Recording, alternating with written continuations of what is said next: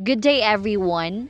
Now we will gonna discuss more about the Philippines in the 19th century according to the context of Jose Rizal. We already have our first video, but now we will going to discuss more and know more about the Philippines in the 19th century. Now, the Philippines in the 19th century according to the context of Jose Rizal. These are the social context, the political context, the educational or education context, and the economic context. First is the social context. The Filipinos in the 19th century had suffered from feudalistic and master-slave relationship by the Spaniards. Their social structure is ranked into three groups. First is the highest class, second is the middle class, and third is the lowest class. Highest class. The people that belong in this class includes the Spaniards, Peninsulares, and the friars. They have the power and the authority to rule over the Filipinos. Like they do whatever they want and they enjoyed their positions. Again, in the highest class, these are the Spanish officials, the Peninsulares. Anyway, the Peninsulares are the Spaniards who were born in Spain. They held the most important government jobs and made up the smallest number of the population. Third is the friars. They are the members of any certain religious orders of men, especially the four mendicant orders, the Augustinians, Carmelites, Dominicans, and the Franciscans. Second is the middle class. The people that belong in this class includes the natives, mestizos, and the criollos. Again, the people that belong to this group or class is the native. They are the pure Filipinos.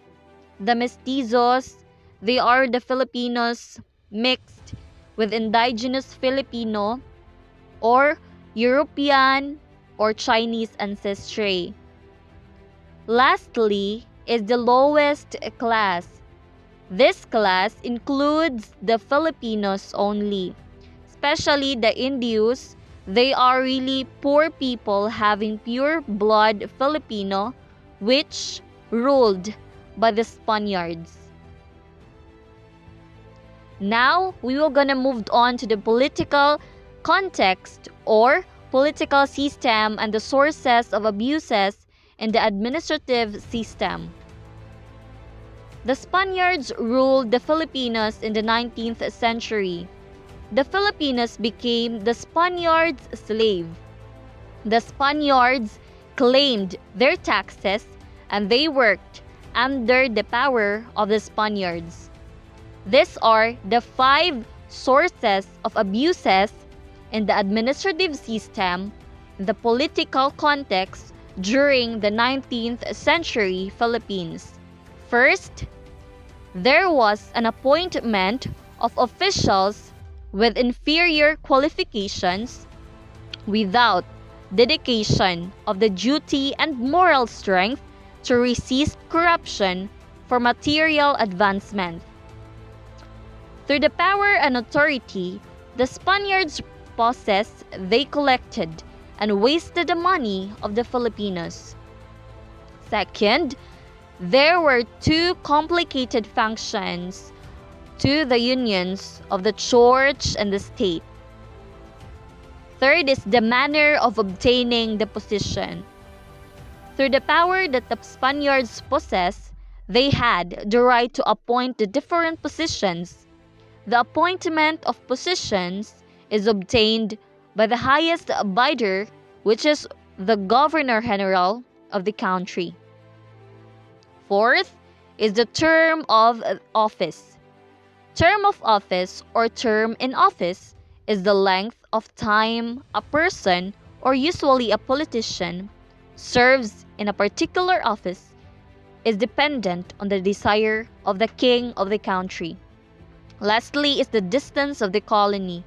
The Spanish officials traveled to various places and the needs of the Philippines were ignored. They did not put too much attention to the needs of the Filipino people.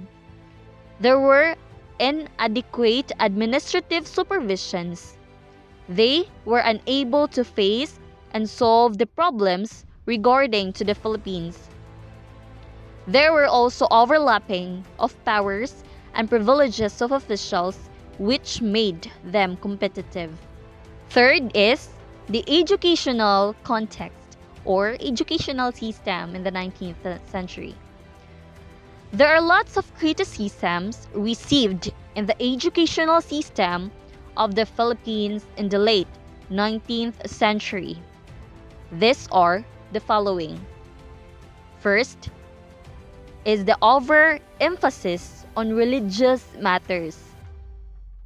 The power of religious orders remained one of the great constants over the centuries of the Spanish colonial rule. The friars of the Augustinian Dominican and the Franciscan orders conducted many of the executive and control functions of government on the local level. They were responsible for education and health measures. These missionaries emphasized the teachings of the Catholic religion starting from the primary level to the tertiary levels of education. Second, the obsolete teaching methods. Their methods are outdated. Third is the limited curriculum. The students in the primary level were taught the Christian doctrines, the reading of the Spanish books, and little of the natives' language. Science and mathematics were not very much taught to the students, even in the universities. Aside from Christian doctrines, Latin was also taught to the students instead of Spanish. Fourth is the poor classroom facilities. Fifth is the absence of teaching materials. Sixth is the primary education was neglected. Seventh is the absence of academic freedom. The absence of academic freedom in Spain's educational system was extended to the schools that Spaniards established in the Philippines. Learning in every level was largely by rote. Students memorized and repeated the contents of books which they did not understand. In most cases, knowledge was measured in the ability of the students to memorize, largely hampering intellectual process. 8 is the prejudice against Filipinos in the schools of higher learning. Entirely, education during the Spanish regime was privileged only to the Spanish students.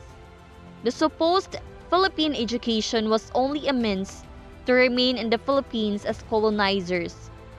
For this reason, the Filipinos became followers to the Spaniards in their own country. Even auspicious Filipinos became cronies to the extent that even their lifestyles were patterned from the Spaniards. Ninth, the friar control over the system. The friars controlled the educational system during the Spanish times. They owned different schools ranging from the primary level to the tertiary levels of education. The missionaries took charge in teaching, controlling and maintaining the rules and regulations imposed to the students. Lastly is the economic context. The country was opened to foreign trade at the end of the 18th century, which resulted in the rapid rise of foreign firms in Manila. This stimulated agricultural production and export of sugar, rice, hemp, and tobacco. The number of families which prospered from foreign commerce and trade were able to send their sons for an education in Europe, and Filipinos who were educated abroad were able to absorb the intellectual development in Europe. Again, for you to know more about the economic context in the 19th century Philippines, this is my first video, and I encourage you to watch this for you to have more understanding or knowledge about the economic development or context in the 19th century Philippines. Again, we discuss about the Philippines in the 19th century in the context of social, political, educational, and the economic context. Thank you everyone, and please watch my first video for you to have more understanding. God bless and keep learning.